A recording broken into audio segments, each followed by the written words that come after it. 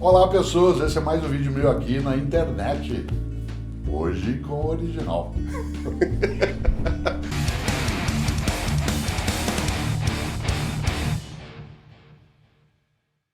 A sua formação é filosofia, certo? Isso. Mas você foi para teologia, você tentou ser monge.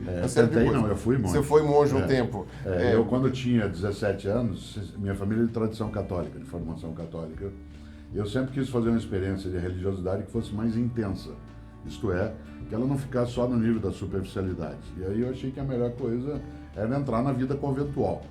Quando eu tinha 17 anos, eu fiz vestibular, entrei na universidade, né, e aí eu fui para o convento da Ordem Carmelitana Descalça. Nele vivi durante 3 anos. No final, na clausura, fazendo a universidade concomitantemente. No final desse período eu achei que a vida conventual ou religiosa não era o que eu desejava, e aos 21 anos eu saí. E tive uma boa possibilidade, porque enquanto estava terminando a universidade, eu fiz os 4 anos de filosofia em 3, fui convidado para dar aula na própria instituição na qual eu fazia curso, e na sequência na PUC, né, para o Departamento de Teologia e Ciências da Religião, em 1977, porque nesse departamento tinha uma disciplina, uma matéria, chamada Problemas Filosóficos e Teológicos. Sobre a minha área era a filosofia, eu acabei convivendo também, né, na área de teologia. O fato de eu ter passado pelo convento não foi a razão decisiva em relação ao estudo de ciências da religião. Entendi. Né, foi por conta até dessa rota, e eu, nesse departamento de teologia, fiquei por 30 anos, né, de 1977 até o ano de 2007. Né, e acabei estudando mais a área de ciências da religião. Não sou teólogo, né, porque para ser teólogo, algo que algumas pessoas talvez não saibam, você tem que lidar com a noção de fé. Tem você a pode revelação, né? Você pode ser um cientista da religião, aquele que estuda a religião, mas ser teólogo em qualquer área pressupõe que você tenha, né, uma adesão de fé, que não é o meu caso em relação a esse tipo de sequência. Por isso, então, no caso, um ateu que faça teologia está perdendo tempo. em princípio, ele vai se colocar como teólogo, pode fazê-lo como uma curiosidade, mas não como uma prática. Né? Por exemplo, um cientista, se ele vai estudar algo, ele tem que, no mínimo, ter a possibilidade de crer que aquilo existe, o objeto dele de estudo. Aliás, mesmo que você vá lidar com buracos negros, em que você sabe onde eles estão, porque eles não estão sendo vistos, né? Você precisa ter a possibilidade de crer que eles lá estão. Por isso, um ateu pode estudar ciências da religião. Aliás, no departamento de teologia e ciências da religião da época, havia alguns católicos, alguns budistas, alguns reformados, presbiterianos, ou de outras denominações, e alguns ateus. Não era um grupo formado por pessoas numa única sequência. Isso hoje tem menos presença, porque numa universidade católica a alteração, né, do arcebispo da cidade, no caso da PUC São Paulo, ela é ligada à diocese, muda muito, né, o tipo de configuração que se tem. Mas eu fiz filosofia, depois eu fiz mestrado e doutorado na área de educação. Sim, né? Então acabei entrando nesse circuito também, mas a filosofia e a teologia, elas são uma parte do meu fundamento, e como eu fiz universidade com os jesuítas, né, eu acabei tendo sim também uma formação muito forte naquilo que a gente chama de percepção aristotélico-tomista, né, que é a influência de Aristóteles do século IV a.C. e depois a conexão disso com o pensamento mais, né, da Baixa Idade Média com o Tomás de Aquino no século XIII. Essa formação tem um viés que é muito mais conectado ao mundo da teologia do que estritamente de outras áreas.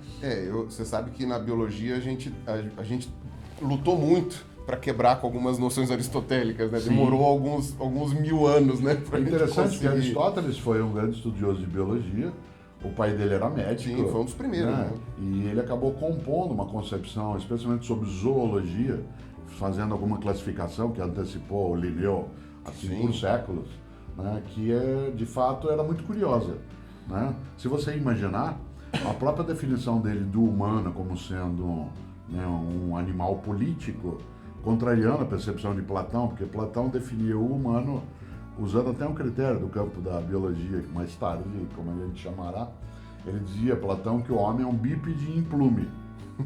Um bípede em plume. Sim, que era o que se conhecia. Uma ave sem penas. Uma ave de 2 pernas, porque não se conhecia na época outros bípedes que fossem em plumes. Sim, claro. Naquele mundo. Mais tarde a gente saberá que eles existirão.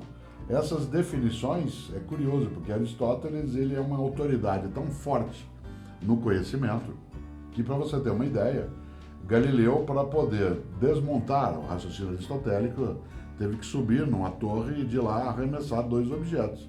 Porque durante séculos, sem imaginar... Era proibido meio que questionar Aristóteles. Claro. Entre Aristóteles e Galileu, por exemplo, você tem um tempo significativo, né, de pelo menos 2000 anos. E olha que Aristóteles afirmou que 2 corpos, ao serem arremessados do alto, eles cairão numa velocidade relativa ao seu peso. E, portanto, jogado do alto de uma torre um elefante e um coelho, afora a crueldade do experimento, o elefante cairia mais velozmente. E isso não é verdade. E a experiência nunca foi feita, exceto pelo próprio Galileu, como ciência, que mostrou que a velocidade de queda é idêntica, porque a aceleração da gravidade é uma constante. E é curioso, porque 2000 anos de um pensamento que é autoritário, entre aspas, não que Aristóteles desejasse isso. E nós temos que tomar muito cuidado com isso nos tempos atuais, porque há pessoas que querem pontificar, isto é, estruturar pensamentos que sejam indebatíveis, indiscutíveis, né, como se aquilo fosse uma verdade, porque assim foi colocado. Né? E nesse sentido, em qualquer área do conhecimento, é preciso introduzir um clássico pensamento do Karl Popper, você sem dúvida deve ter estudado um dia, quando ele dizia que o maior critério de comprovação em ciência tem que ser, né, o da verificabilidade a partir da negação.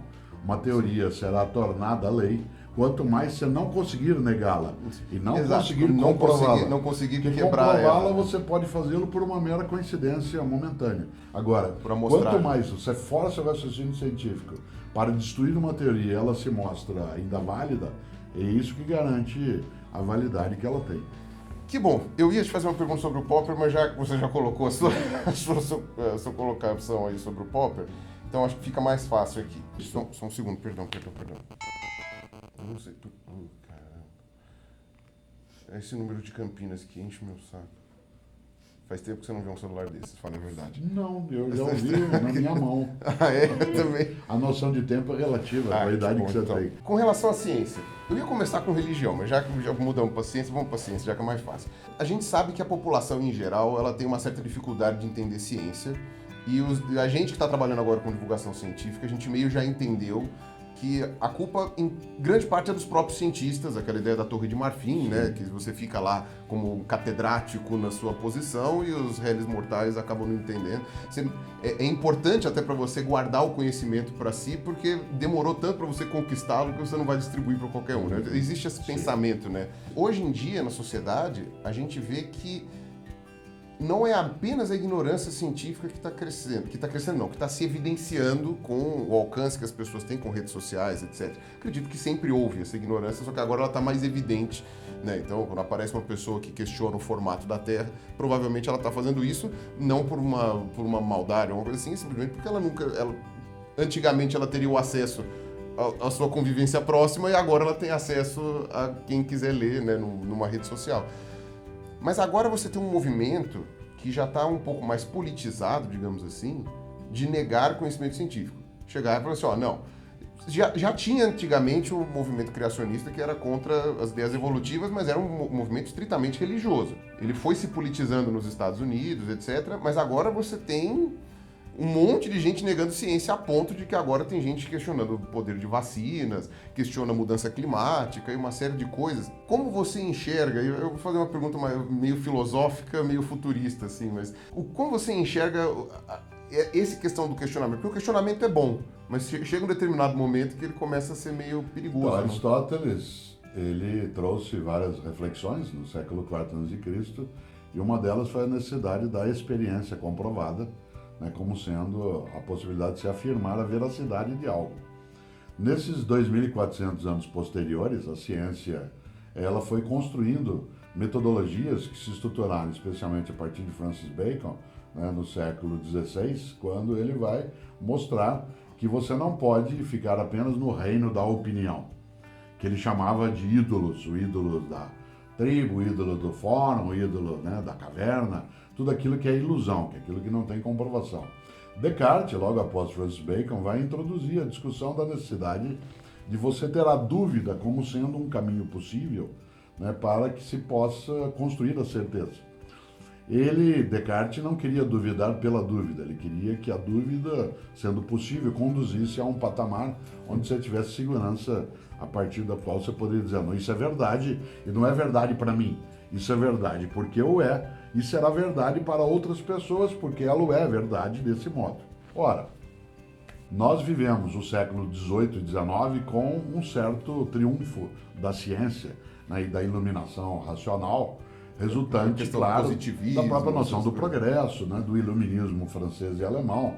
Mas o século XXI ele se iniciou com o reino da axiologia, né, o reino da axiologia. Aquilo que foi o reino iluminista, até um pouco pedante, né, de tempos anteriores, o século XXI, com o mundo da possibilidade da expressão, ele trouxe à tona uma democratização da expressão da ideia, da posição, da própria disseminação da informação, mas também trouxe o reino da axiologia. Então eu acho, você acha, então se eu acho, você acha outra coisa, então tudo bem, cada um acha o que quer. Não. Isso é absolutamente perigoso, não que eu tenha mais direito de achar e você menos, mas há limites para o meu achar. Meu achar, ele está sempre necessariamente balizado por aquilo que de fato é veracidade. Eu não posso fazer uma reunião no pátio do Hospital das Clínicas em São Paulo para decidir se determinada doença é vírus ou bactéria. E aí nós vamos votar. Né? Então nós juntamos todas as pessoas ali no pátio e aí, então vocês acham o quê? Um vai lá, defende uma coisa? Não. A gente já tem procedimentos hoje que são um pouco mais seguros, né, que não estão apenas na opinião, né, nem do cientista, nem do não cientista. Não é casual que os gregos antigos na filosofia, há 2.500 anos, fizessem uma distinção entre aquilo que entendiam como conhecimento verdadeiro, ao qual davam o nome de episteme, né, o conhecimento chamado de verdadeiro, e aquilo que era mera opinião, que eles chamavam de doxa, né, que eu estou brincando aqui, que é a axiologia. Ora, o que nós temos hoje é um número de pessoas muito grande que acha que porque acha e tem onde dizer o que acha, que porque ela acha e o outro acha, então podemos só viver no reino do achar. Evidentemente que ela tem uma certa limitação em relação a isso, porque as crenças dela às vezes colidem com a própria realidade. Se eu tiver, por exemplo, com uma inflamação no apêndice, né, não é uma questão de opinião. Ou faz a retirada, ou eu morro. É só isso. Eu tenho uma septicemia e morro. E morre com não muita dor. Não se movimenta uma usina hidrelétrica com opinião. Né? Não se faz que um jato se sustente no ar. Um avião se sustente no ar. Contra o óbvio, porque ele é mais pesado e não mais leve. Apenas porque eu acho Mas eu acho que só voo o que é mais leve. Claro que não. Então, a opinião tem seu lugar, mas ela tem seu limite. Né? E nesse sentido, né, a religião, por exemplo, ela é diferente da ciência. Né? Religião e ciência não são divergentes sempre, mas não são convergentes sempre, porque elas têm um ponto de partida que é diverso. Ciência é ver para crer, e religião é crer para ver. Então, o ponto de partida é diferente. Às vezes se encontra na trajetória, no caminho, na trilha, pode até se encontrar lá no final. Não sabemos. Cada vez mais a física se aproxima da teologia em relação ao mundo quântico. Ou pelo menos da metafísica, né? Vai trabalhando com as ideias. Se você olhar a discussão sobre multiverso, embora não haja aí comprovações, né? Se você falar na relação espaço-tempo, na quarta dimensão, isso chega a algumas coisas da metafísica. E por isso há um embaralhamento hoje muito forte entre aquilo que é crença e aquilo que é comprovação. Claro que para fazer ciência eu tenho que ter crenças. Sim, mas aí a gente chama de hipótese. Mas elas não podem ser crenças individuais. Quando o Francis Bacon trouxe a noção de hipótese na sua obra Novo Órgano, foi uma encrenca imensa, porque a noção de hipótese, você imagine isso ainda em meio ao Renascimento, substituindo aquilo que hoje é chamado de Idade Média, um mundo medieval em que a noção de uma verdade provisória, ela era ofensiva. Afinal de contas, se você tem como fundamento da verdade a crença religiosa, no caso, a dominação da ciência pela teologia em grande medida durante o período medieval, falar numa verdade provisória, numa hipótese, numa ideia que está ainda lateralizada, foi uma força. Você sabe que durante muito tempo até se supôs que Francis Bacon não tivesse existido. que as coisas que ele escreveu, elas tivessem sido de outra autoria, que ele era anônimo. Depois se mudou, houve pessoas que afirmaram que Shakespeare não existiu, Sim. e quem fazia as coisas dele era o Francis Bacon. Seria usando pseudônimos, né? Aquela Exatamente, coisa assim, é um justamente movimento pra muito evitar. interessante que vai gerar, né, toda uma conversa que, ao chegar ao século XXI, na datação do calendário comum, ela aponta numa direção que é a valorização da axiologia, como eu falava antes. Eu sou alguém que, sem dúvida, aprecio a valorização da opinião, mas eu não ofereço e nem quero oferecer a minha opinião e a de outra pessoa um valor de veracidade comprovada, né? É apenas aquilo que eu penso, não é? Por isso que eu não chamo a filosofia de ciência, por isso que eu não Sim. chamaria a teologia de ciência.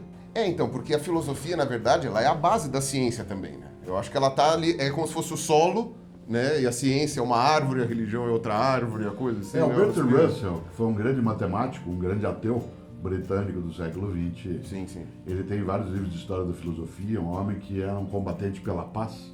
Ele foi um dos primeiros a organizar um movimento pacifista no século XX. O Bertrand Russell, ele tem uma expressão que é muito inteligente. Ele diz que a filosofia é a ciência dos resíduos. E ele o diz do seguinte modo: a filosofia vai lidando na história com as questões. Mal um conhecimento se torna preciso numa área, ele perde o nome de filosofia, ganha o nome de uma outra área e a filosofia fica com o restante. Entendi. Então, por exemplo, a filosofia é a ciência do ponto de partida. Quando Pitágoras, no século VI a.C., cria a palavra filosofia, ele está falando do saber ordenado, daquilo que escapa da mitologia e, portanto, da crença religiosa imediata, e ele cria um grande conceito que é a da dedicação ao saber racionalizado.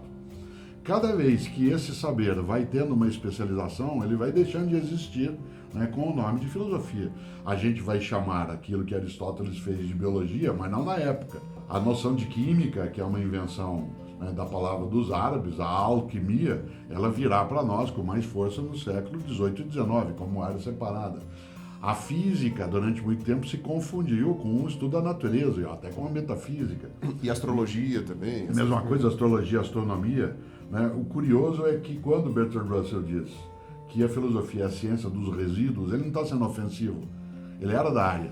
Ele está dizendo que a filosofia fica com o que não tem ainda precisão. Ela fica com as indagações, por isso até muita gente achar que a filosofia lida com o vazio, com o inexistente, com o inútil, com o fútil. Mas muito daquilo que hoje é ciência, sem dúvida, foi filosofia num outro polo. E a gente ainda precisa da filosofia para caso a gente precise mudar algum paradigma, alguma E a coisa religião assim. tem tanto impacto que você sabe muito bem que, por exemplo, um menino britânico de 20 anos, o Charles Darwin, quando ele sai a viajar no Beagle com outro menino, que era comandante da Fitzroy. o Fitzroy, ele era um homem religioso, Muito, né? né? Era um anglicano.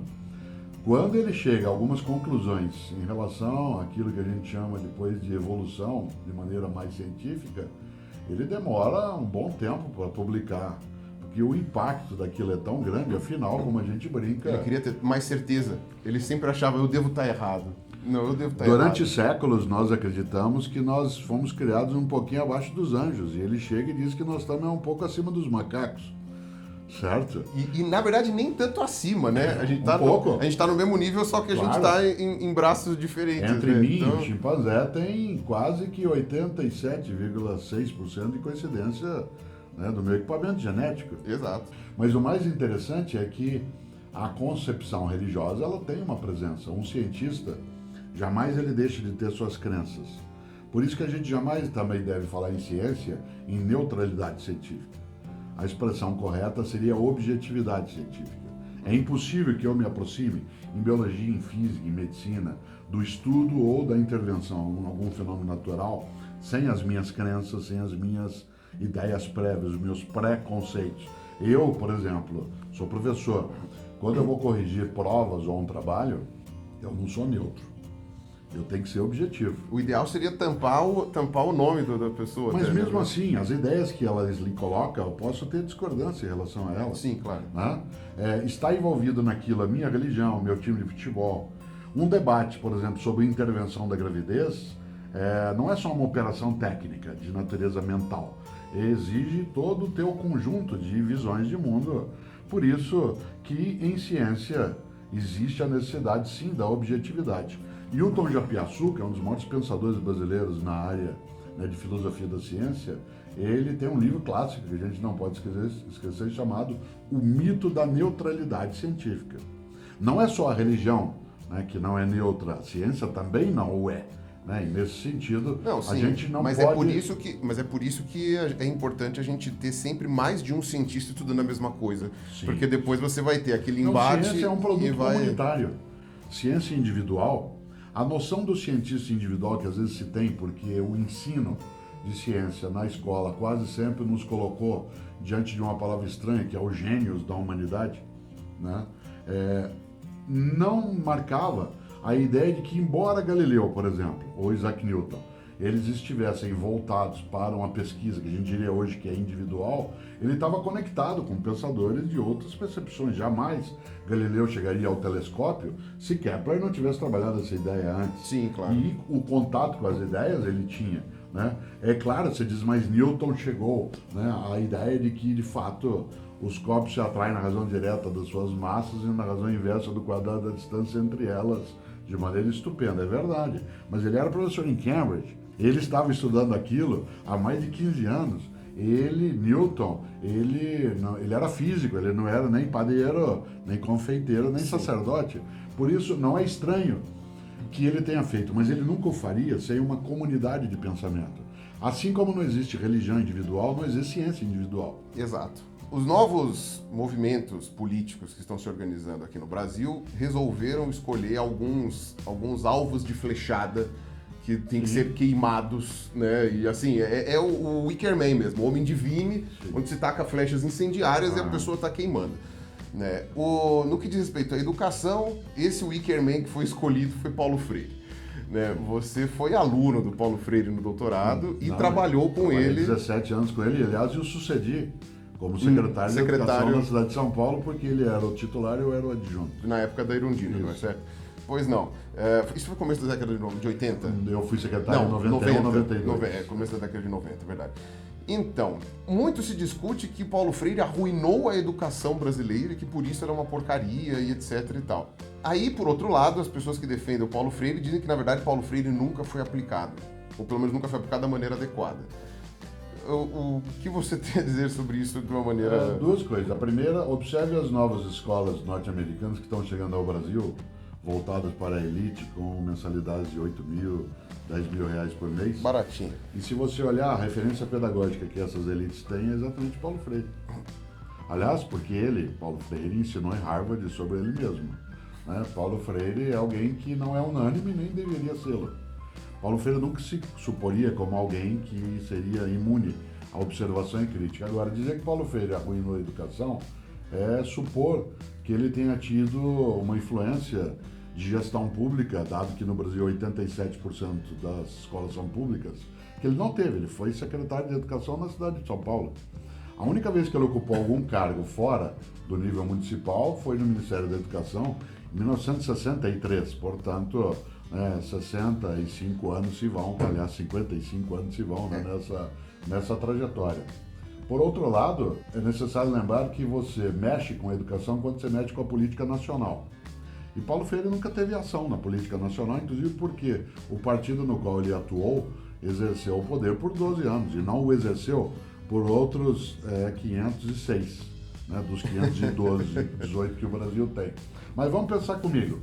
Quem esteve à frente do Ministério da Educação do Brasil, né, que construiu as novas gerações? Vamos pegar a partir dos anos 80 para ver pessoas que hoje são adultos e também são educadores. Os ministros da Educação do Brasil a partir dos anos 80.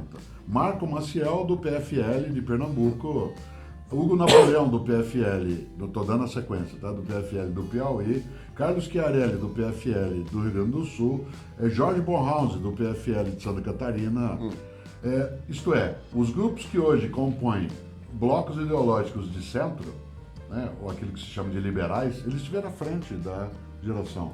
Os grupos ligados àquilo que se chamava de esquerda ficaram no governo, uma parte com Fernando Henrique, uma parte com Lula, uma parte com Dilma. Num país que tem 518 anos, imaginar, Paulo Freire que nunca esteve à frente do ministério, que ele tem esse peso.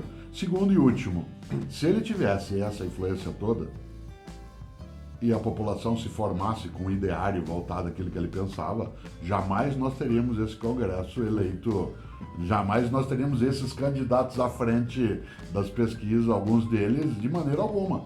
Se Paulo Freire foi a grande influência e as pessoas passaram a pensar a partir da cabeça dele, e ao pensar a partir da cabeça dele, decidiram colocar alguns candidatos ou candidatos à frente das pesquisas, Paulo Freire não foi um gênio, ele fez um trabalho ruim, comediante. Tá demorando muito, né? Exatamente. Esse trabalho seria dele. De uma ineficácia assim brutal. Bom, eu sou ateu e já falei, e assim, eu falo que eu sou um militante ateu no sentido de que não que eu fico com uma plaquinha no meio da rua, mas que eu milito pelo direito de falar sobre ateísmo, de poder defender uma visão de mundo na qual não existe o sobrenatural, ou na qual muito provavelmente ele não exista, e não ser cerceado ou calado por isso, e muito menos odiado por isso. O que não é uma tarefa fácil, na verdade é uma tarefa bastante ingrata, né? Mas como você enxerga, eu lembro que você chegou já a fazer um pequeno debate com o Daniel Sotomayor da Ateia, né? Eu assisti também. Como você enxerga o movimento ateísta? No sentido assim, de você unir pessoas pela causa da não crença e tentar fazer um tipo de... Ele é um movimento de natureza político-científica muito importante. Afinal de contas, as pessoas precisam reivindicar a possibilidade de imaginarem aquilo que elas têm como sua crença. E se essa crença ela é da descrença, e sem aí fazer um jogo, né, vocabulário, é a possibilidade de nós, por exemplo, sermos acompanhados por um sino de igreja.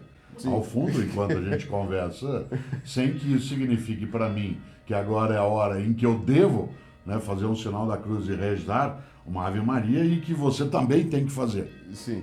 Ou ir até a missa, isso, né? Às vezes exatamente. Até ir até a igreja. Ora, eu posso ouvir esse sino que toca ao fundo, que eu espero que ele apareça aqui. Sim, acho que deve aparecer, sim. Eu posso ouvi-lo e tê-lo como sendo algo de adesão ou como presença. Se você é um ateu, você terá o soar desse sino como uma presença na vida humana. Mas ele não é um objeto para você nem de crença, né, nem de culto. Por isso eu não acho que os movimentos eles devam se colocar à margem, porque eles são, os movimentos ateístas, reivindicatórios de algo que é a possibilidade de eu não ter um pensamento único. E o inverso também. Assim como eu, de maneira alguma, acho que você não deva ser ateu, se eu não o for, você não deveria imaginar que eu devesse sê-lo.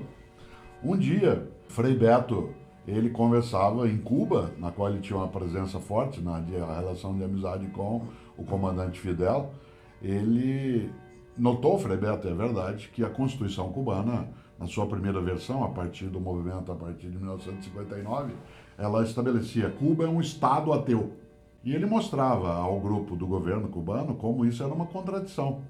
Porque se você diz que Cuba é um Estado ateu, isso significa que você admite que há outros que não o são, porque do contrário você não precisaria colocar isso. E, portanto, se você admite que outros que não o são, você admite a possibilidade, né, de que haja não só um Estado que não é ateu, como que uma divindade tem existência. E esse debate dele levou a que Cuba alterasse a Constituição. Se você olhar hoje, na Constituição cubana, e eu falo isso por conta da possibilidade de você ter um Estado que se declare, né, ateu na sua prática. Hoje, na Constituição cubana, está escrito que Cuba é um Estado laico. Há uma diferença entre ser ateu e defender um Estado laico. Uma pessoa que é ateia é aquela que não tem a crença numa força que seja anterior e superior a ela, né? Qualquer que seja ela. E uma pessoa laica é aquela que acha que essa é uma questão privada, em que o poder público não deve se imiscuir, que isso é um direito do indivíduo de sê-lo ou não sê-lo. Há um grande físico que, aliás, por incrível que pareça, teve um trabalho no ponto de partida, né, com aquele grande pensador contemporâneo que foi Stephen Hawking, chamado Freeman Dyson. E o Freeman Dyson, um dia, ele conta uma história, ele é ateu, né, na sua trajetória. Ele já é bem idoso, conta uma história de que um dia ele caminhava por Manchester com a mãe dele, ele tinha uns 4 anos de idade. E aí ele falou: mãe, por que tem tantos tipos de igrejas diferentes? Ela falou: sabe o que é, filho? Que tem bastante tipo de gente diferente. Se Deus quisesse só um tipo de igreja, ele tinha feito só um tipo de gente. E ele acrescenta: e se Deus quisesse que né, não houvesse nenhum tipo de igreja, ele nem precisaria ter colocado como possibilidade. Ora, a conversa sobre o ateísmo ela é importante como um espelhamento de respeito, mas ela não necessariamente tem que ser um balizamento, né, da vida obrigatória das pessoas. Quando a gente fala, por exemplo, e você conhece essa área, por ser teu campo também de pesquisa sobre evolução, hoje se fala muito em design inteligente. Você imaginar o professor Newton Freire Maia, que já faleceu, e que era um pesquisador, né? Fazia estudos e que era um defensor da ideia de design inteligente, sendo ele um pesquisador científico, você pode dizer, mas o cientista que tem uma crença em Deus, ele perturba até, né, a possibilidade de parcimônia, né, de objetividade. Essa é uma possibilidade. Agora, é direito sê-lo ou não? Eu acho que o melhor livro religioso que eu já li foi escrito por um ateu, né, que era José Saramago, que escreveu o Evangelho segundo Jesus Cristo, que é um livro absolutamente emocionante, e tem uma cena no livro que é muito inteligente, que é no meio do lago, Deus e o demônio sentados num barco, batendo um papo, porque eles são amigos desde a eternidade. Sim. E aí um falava sobre a necessidade do outro, e das pessoas não quererem acreditar, etc. É uma conversa muito inteligente feita por um ateu. Há grandes ateus e há grandes não ateus que são capazes de nos convencer, né, que a gente pode ser alguém que crê ou que não crê. É escolha. Sim, eu tenho um vídeo falando que, no meu caso, não foi muito escolha, foi uma conclusão. E a minha conclusão, eu cheguei e falei assim, eu não tenho como escolher agora, a partir de agora. Eu cheguei num ponto que eu falei, eu concluí e agora não tem mais volta. Meio que, quer dizer, não é que não tem mais volta, para ter volta, eu preciso de algo mais do que eu tenho agora. Eu preciso de mais dados. Sim, claro. Até a partir do momento até onde eu estou agora, não tem muito como eu ter uma outra conclusão. E o comentarista de internet geralmente não aceita. Quer dizer, as pessoas não aceitam. Eu só recebo isso pelo comentário de internet. Mas eu, embora você diga que não é uma escolha, ou foi uma conclusão, vou dizer, eu quero sentar mais um ponto. É um direito teu. Sim. Certo? Portanto, você o protege, eu protejo o que você quer que seja protegido. Eu protejo, ajudo a proteger teu direito também. E você protege o meu. Isso é uma coisa muito interessante. Porque isso ajuda que a gente construa a possibilidade de uma convivência que, sem que ela tenha ausência de conflito, que ela tenha a intenção de ser harmônica.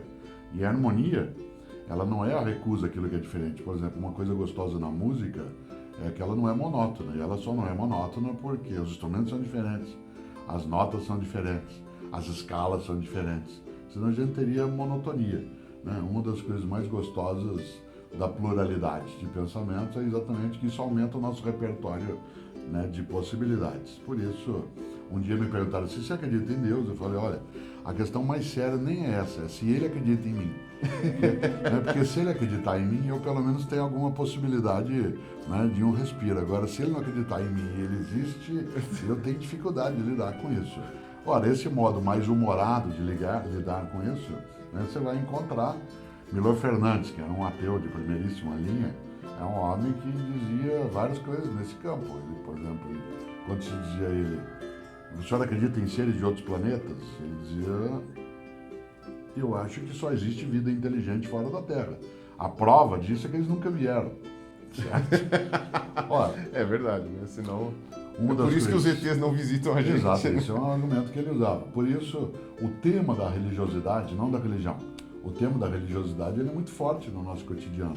Porque você pode ser alguém que não tem religião, e nem a crença numa divindade ou numa força, mas tem a religiosidade, isto é, tem a reverência à vida no seu mistério. Eu sempre digo que o maior exemplo disso é no Rio de Janeiro, quando num belíssimo domingo em que o sol se põe no fim da tarde, as pessoas param na beira da areia e ficam aplaudindo o sol. Não vou achar que é heliolatria, né? Que é uma ressurreição dos cultos egípcios. Aquilo é uma forma de reverência à vida. Quando a gente, né, mergulha num rio com água gostosa e você curte a cachoeira, quando você abraça uma árvore, e há pessoas que o fazem, mesmo que você possa considerar estranho, né? Quando você afaga um animal que pula no teu colo, quando você vê exuberar uma planta, quando você entrega uma criança para alguém e a criança segura no teu dedo desse modo e você vê aquela perfeição, né, nas mãos ou nos pés, que dá vontade de você antropofagicamente deglutir a mãozinha da criança. Isso é uma reverência à vida, isso é religiosidade, não é necessariamente religião e nem precisa ter uma divindade envolvida ainda. Mário, muito obrigado pela Obrigado, conversa, viu? viu? Ficaríamos uns 10 horas aqui Não conversando. ficaríamos. Não. Não, porque uma das coisas que é bom na vida é que ela é passageira. Ah, puxa vida. Tá, preciso aprender isso então. Bom, gente, eu espero que vocês tenham gostado aqui da conversa, tá? Teria muito mais outras coisas para abordar. O Mário Sérgio Cortella agora tem um canal aqui no YouTube, certo? Também poderíamos... Canal do Cortella? É o canal do Cortella. Poderíamos também falar mais sobre isso depois, mas eu vou deixar aqui embaixo e pipocando na tela também o link para o canal dele. Tá certo? Então, gente, bom, obrigado e até a próxima, né? Até sempre. Espero que tenha mais vezes aí que a gente consiga conversar. Muitas vezes, aliás, se um dia eu, na morte, for encontrar uma divindade, o que eu quero que ela diga pra mim é assim, nossa, como você demorou. Então tem que haver uma Assim próxima. espero. Tá certo, tá verdade. Muito obrigado, viu? Valeu aí, pessoal. Falou. Tem um quadro que a gente faz com dois amigos, que a gente tem um outro... Você já deve conhecer o Carlos Rua, você deve saber quem é, o desenhista de um sábado qualquer. Então, a gente fez um quadro que a gente discute assuntos científicos do cotidiano. E aí, um dia, não sei por que cargas d'água, eram 11 horas da noite, a gente tava sem dormir, já tava varado no dia anterior. E aí, juro, a gente tava completamente sóbrio. Ele começou a falar, não, porque tem os filósofos e tem o pessoal lá, não sei o quê. E aí eu gostava, né? Eu sempre gostei de te imitar quando eu tava na Pode imitar, na não coisa. é a maior homenagem que existe. Eu sempre gostei de te imitar. E aí eu falei, eu sempre fico imaginando, porque o Cortella ele sempre explica tudo da onde vieram as coisas. E eu fico imaginando, eu imagino morar com o Cortella. É insuportável. E ele fica falando, tipo, Por exemplo, pai, me passa manteiga. Você sabe que a manteiga surgiu, não sei o quê. E eu não sabia se isso era verdade ou não. É de mantecário. É de manteiga. Afeto e conhecimento são duas coisas que você guardar, você perde.